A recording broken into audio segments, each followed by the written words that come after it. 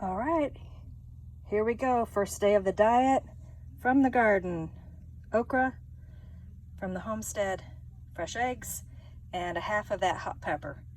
And that's my breakfast. Oh my goodness, I am so sorry. Are you gonna be okay? Oh, I was digging in the potato bed area to see if we have any potatoes. And I didn't realize there's a tarantula baby in here. And I got her leg. Oh. Okay, I'll cover everything back up. I'm so sorry. All right, good news. I had to do a quick Google search. That poor little tarantula baby. The shovel took a leg off, but I found out that tarantulas will regrow their legs every time they molt. So it might not be as long as it originally was the first time she molts, but after every molt, eventually the leg will be restored. Oh, gosh. So yeah. And so I'm not going to look in the potato bed anymore this morning. And I really didn't see anything. So I'm really thinking what happened is that like the onions, with the rains, the water did not really have time to drain out properly, and it looks like the potatoes probably just kind of went mushy and disintegrated. So no potatoes in that bed. So I got to put in a potato bed. Added a couple queen cages to my little queen cage collection that I use for teaching. Not necessarily these here. These are my teaching ones, the pushing cage, and I mostly use JZBZ, but then I like to show a hobbyist or my new students all the different ways that the queens will arrive, and how to get them out of the cages and things like that. But I just recently acquired these new ones to add to my queen cage collection. In my class, I also discussed top bar hives, and one of the fun things on one of my bars, I get paper wasp nests a lot in my hives. And then this one recently, we just found this big, gorgeous one inside of one of our trees. It fell out during a storm. Of course, it was vacant a long time ago. What I just absolutely find astonishing on these is this little thing right here is just how it was attached to the branch of the tree. And for this huge piece to be able to hang off of it with all the larvae and wasps and everything, it's just amazing architecture. So I actually keep some of these for classes and education. And we also actually hope to do a beekeeping museum someday. So we're working on that. Okay, so this is the first area that I'm going to try to catalog and put away or put for sale, do whatever we're going to do with it. For now, I think that this zucchini pot, because it's a pretty unique specimen, being only 2 colors instead of 3, I think this zucchini pot, as well as this early San Juan pot, San Juan Pueblo, I believe that these 2 are going to be going down into our museum for now. And then we have all kinds of rocks, minerals, specimens, very unique specimens. It's dimensionite, which is a type of calcite, I believe, with manganese in it. It fluoresces, and it has all kinds of metaphysical properties, very unique. It's kind of designs in it, and we have a lot of it. There's a lot. All these Valentine's Day boxes have more, and we have hearts. And the reason why we have them in the hearts is because around Valentine's Day is a very large gem and mineral and fossil show that happens in Tucson, and we usually try to set up at that. So those usually go there. I might try putting some up for sale before that.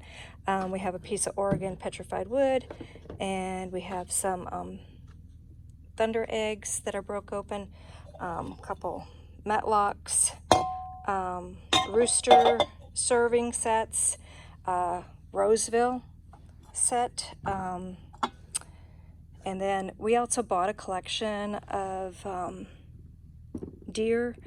These are mostly Coues deer, or cows, however you want to say it.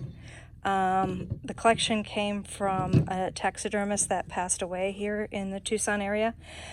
We bought it because there were some specimens that we wanted for our natural history part of our museum we're working on. So these are the ones that we're going to be parting with that are just here on this table. We actually have some more things.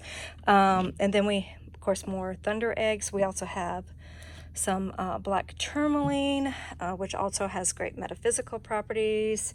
All of the mineral specimens, except for that one piece of petrified wood, are from the Arizona. We have this gigantic Mata Ortiz, which would be difficult to ship, so I'm hoping to find somebody locally that is interested in that. Little butterfly collection. These are all camouflage woodland camo prairie hats. Really great at keeping the sun out. And then a collection of Native American jewelry that I'll be putting up for sale too. So that's the first group of things that I'm going to either try to eBay, Craigslist, Facebook Marketplace, things like that. So if you actually see something that you're interested in, let me know. Oh, just to add, for those that are just watching for like information, the San Juan here is early 1900s, and I would place that this Zuni bichrome heartline deer pot is probably around that same time period, 1900, 1920s. And the other pot that's on the table, like I said, was the Mata Ortiz, and that actually came up from Chihuahua in around 2000. We got about 3/10 inch of rain yesterday. So I keep my trees trimmed to canopy, my mesquite trees, and then whenever there's new growth, I just snap it off. So what we have an issue with here is the Armenians are not, it doesn't look like they're being pollinated or something as they're turning yellow. They're not producing fruit or gourds or squash, whatever you want to call it. So yeah, that is a bummer because I love snacking on those. So last night for dinner, I had, what did I have here? Oh, looks like, sorry, a little foggy there. I went and did kind of like a little bee removal. I removed some really Africanized bees from a long Langstroth hive. And so I had to leave right around dinner time. So what I ended up doing was just grabbing something real quick out of the refrigerator. And Dan had a little piece of leftover steak. And so that's what I grabbed, and that's what I had for dinner. And so that was it. That was my day yesterday. And so as you can tell, like I said, I'm still eating certain things that are leftovers from the refrigerator, only because I'm not going to waste food. But eventually I'm going to be turning completely into self-sustainable foods for this diet. And so we're just going to be kind of like cleaning out the refrigerator and the freezer and anything in the pantry that might have like an expiration date that might be going bad. But for the most part, I'll probably save a lot of the pantry stuff and that for when I have guests, and I might not have enough self-sustainable food to feed everybody. So that's where the diet is. All right, I'm out here hunting hornworms. I just had a snack of a red tomato, just a really small one. And I think I seen one. Look at the size of that baby. Oh my goodness. What a nasty creature. Come on. Woo! Yuck. Tomatoes are just looking so rough, and everything, actually the squash looks rough, it all looks wilted, but when I check the moisture content of the ground, it's still pretty wet, so I don't know. I think I just gotta add the fertilizer is what I'm gonna have to do.